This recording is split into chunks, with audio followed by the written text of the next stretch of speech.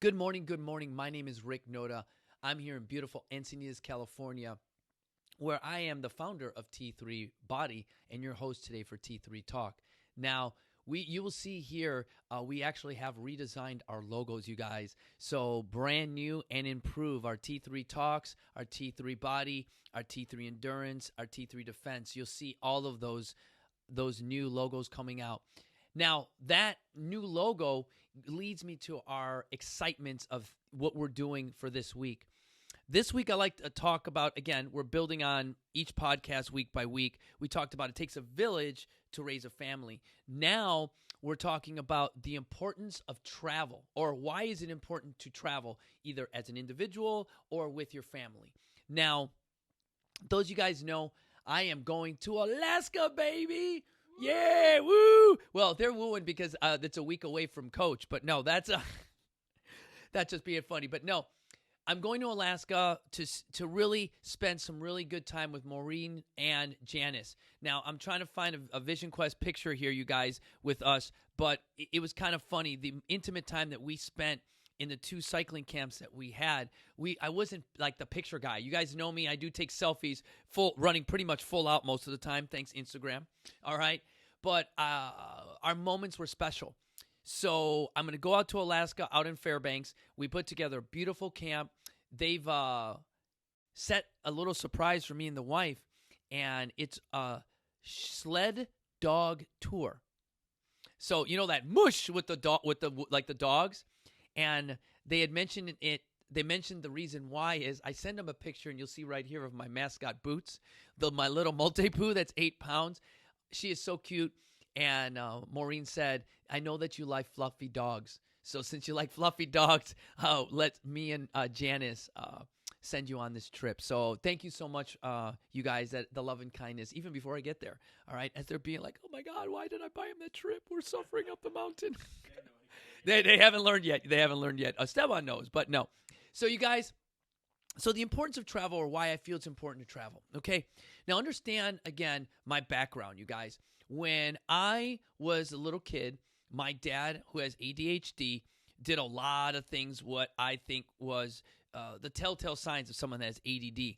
Basically, I was always that new kid at school. So we would travel and in cities, and one week or 1 month school year I was here, next school I was here. I think my brother went to like 8 high schools, something like that. And it was kind of weird. So my dad was never staying so put. Fact that Esteban's going to put right here, this is the longest I've ever stayed still ever. Believe it or not, in my life, for me, 48 years old, being here in Encinitas, California, this is the longest I've stayed put. Yeah, a whopping, I think, 7-8 years.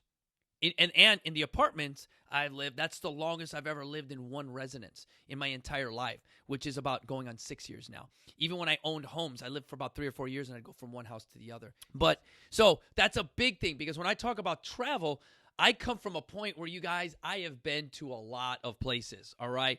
You take away the Marine Corps, which is one thing, from when I traveled there, then I got out with my wife, and I have literally driven back and forth from Chicago to California at least 10 times. Okay? So I have seen Arizona, New Mexico. I've seen, what is that called? What are the other states? Indiana, Ohio, Michigan, Texas, Colorado. I have gone through the whole Bible Belt and the Atlantic Midwest multiple times, not including driving from Chicago to Miami multiple times before, just driving back and forth. If you remember, I was also regional sales manager of the Northeast, so that I consist of driving my car from Waltham, Mass, to either going to Maine, Rhode Island, going into New York City, and I had control of that whole New Hampshire area in that Northeast. And Alaska, to be quite honest with you, will complete that. The only states I really haven't been to is Montana and like small states like that. I've probably driven through them or been through them. So I've got the 50 states pretty much dialed in. Also going overseas, I've gone overseas to Norway. I've been to Japan, Korea, Spain. I've been to Spain, Somalia. Where else? on the borders of Kuwait, but that's on the outside of the ocean, so that really doesn't count, all right, because I never hit my feet on the ground. So you see what I mean by traveling, okay? Now, I was talking to Esteban and Armando the other day, and one of the craziest things that ever would happen to a Marine is this.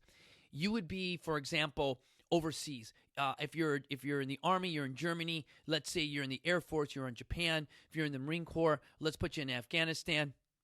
I'm being funny. All right, if you're in the Army, let's put you in, or we put someone in Germany. If you're in the Coast Guard, let's put you over here in Boise, Idaho, okay? Now, all those guys have different places and they're traveling. Now, all those stations or where that person is stationed, okay, that doesn't mean where they're from. So I'm from Chicago, Illinois, and if I'm in the Air Force and I'm stationed in Japan, guess what? First time I've ever been to Japan. Now, if you're in that geographic area, exactly where you're from doesn't necessarily mean where you're going to be stationed. But when I was stationed in Japan, you guys, I was submerged into that Japanese culture. Then all of a sudden, I go on a deployment and I'm submerged in a different culture. You know, I'm in Korea. Like, then I go back to Japan. Two totally different cultures, you guys. But what's kind of nice about that travel is that the Marine Corps goes and says your next peer instruction upgrade, how to be properly to connect with the native. You are now hitting Korea. Korea's common language and the common way to do is this. Common way to do. And you get a little cue card. So if I'm in Japan, konnichiwa. All right, if I'm here, Korea, do I shake hands? Do I bow? Do I do whatever? Because as a visitor in these countries, as the ambassador that I've talked about, I can't be rude and obnoxious going, oh, look. I do it again. Hold on. I'm from New York. Damn, I got to get that New York accent. There it is. There's my New York accent. What's going on here, Sal? No, I'm just a little Jewish New York accent. What's going on here in Thailand? I'm going to shake my hand. I'm from New York City. You see what I'm saying? It's one of those things where being an ambassador, being the ability to adapt and overcome. All right? Now, culturally, why is that important? Because it is so important to embrace in the culture that's there. My name is Rick Noda, and I've eaten dog. Because it's called yakimandu in Korea. And, it's common because the meat that's prevalent sometimes can be they're dogs, and the street vendors grind it up and put it into these nice fried entrees on the street. Can I tell you something right now? Tastes good after a bunch of soju. I ain't lying. The day after, not so much. It feels like a cat shit in your mouth. You guys know that effect, right? After drinking and have eaten like some Taco Bell or something. Imagine if it was doggy, you know about it. But the cool thing is I got an awesome story to tell about it, right? See that awesome story? Taco Bell in the mouth is great, but dude, I'm in fucking Korea. I drank soju, probably fucked somebody, and at the same time ate some dog. See what travel's awesome? And I'm not even 19 years old. So why is travel fun? I'm being funny with that. That really happened, but the thing is why it's so important, because understanding those different cultures. Now imagine this.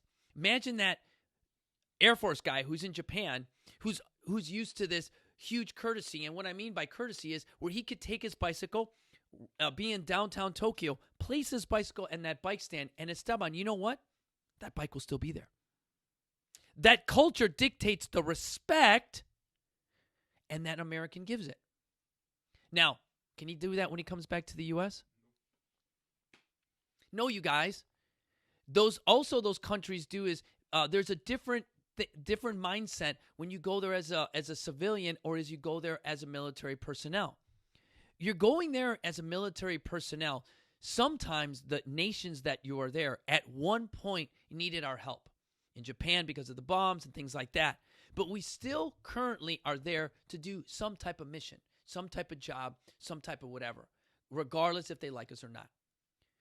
So as a military personnel, all right, you have a different mindset when you go to these foreign countries.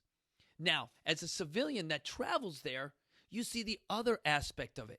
You see the beauty of the Okinawan as they're walking down and cutting the grass and doing this. You also see that we get back to the natural part of humanity where you can put a bike against the wall and no one will take it. You also see the culture and how clean they eat. And they're back to Maslow's law of the hierarchy of just getting food, shelter, and sleep. So their responsibilities and their social stresses are way less. Because what we do here in the United States is put a lot of that on themselves. So when you're there as a civilian, you come back to the U.S., and guess what? You could take the good of the Okinawans and the Japanese and the people you met in Tokyo, but understand that remember we talk about baseline, morals, core values. Those individuals have similar core values and they respect it. God, country, family. When you come here to the U.S., not so much. So we could take the good from travel, all right, from those places, and then try to show that love and kindness, try to show that as an ambassador of what we learned. So that's the beauty of traveling. Now, I will tell you this one thing, and I'm always talk about a work in progress. I have always gone to these places as with a mission. So I embraced the culture, did this, but dude, I was the guy you stood behind. You know, I was the individual that you said, come on, man, he's the one that punched me in the eye. So I do go there in a different type of mindset sometimes. I go there as like your big brother saying, okay, is that the guy? Sometimes I use this, like, dude, you better not touch my brother again. Sometimes I use this, and then by the third time, that's when I come in. Not only do I take care of business, all right, but I make sure I do it the way that everybody will remember to never do that again.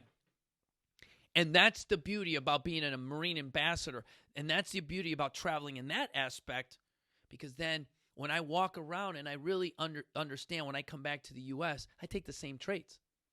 So, you guys, when I talk about travel, I'm going to talk a little bit more on my next podcast about traveling domestically and how that can help with your family. So, you guys, I also want to thank Panic and Coffee House. You guys, you always know that when I've got my cup, it's actually out there, is that it's the one that fuels me. But you know what? I'm going to tell you something, you guys. When I grab my coffee, and I'm going to say, hold on. It is what's in my veins, baby. Pumps me, keeps me going. Here it is. Boom. Our motivation will inspire you to be better. I'm getting better with that one. All right.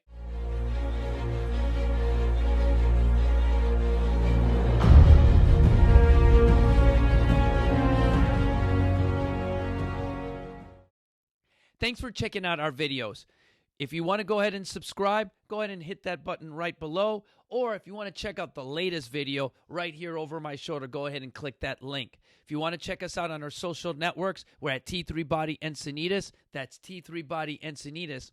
Or shoot me a quick email at info@T3 Body Encinitas, where our motivation inspires you to be better. See you guys soon.